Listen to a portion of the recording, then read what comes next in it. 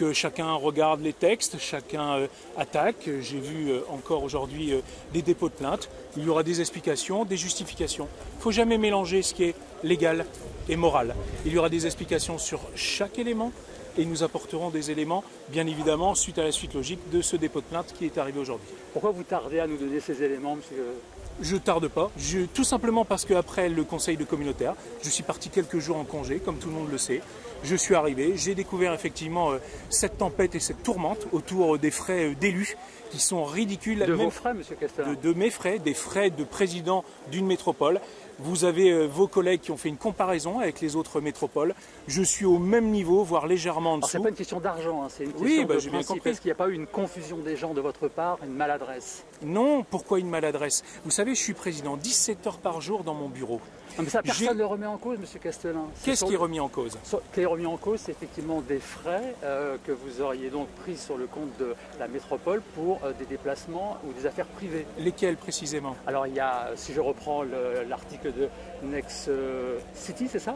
Je sais pas. Non, Médiacité, pardon, Médiacité. Il y a effectivement des repas à Paris, il y a des hôtels à Paris, il y a un spa, voilà, et puis différents achats.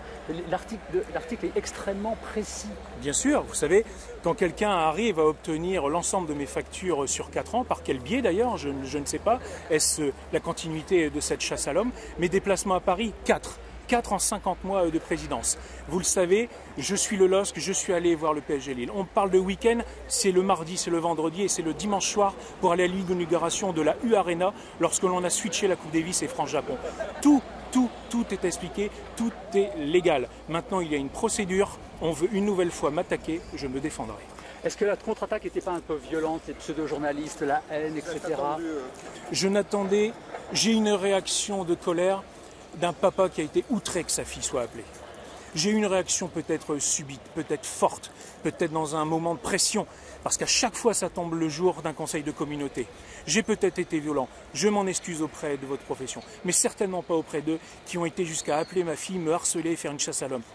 Dites-vous bien, qui et quel homme politique peut avoir l'ensemble de ses factures, de ses déplacements qui se retrouvent sur un bureau?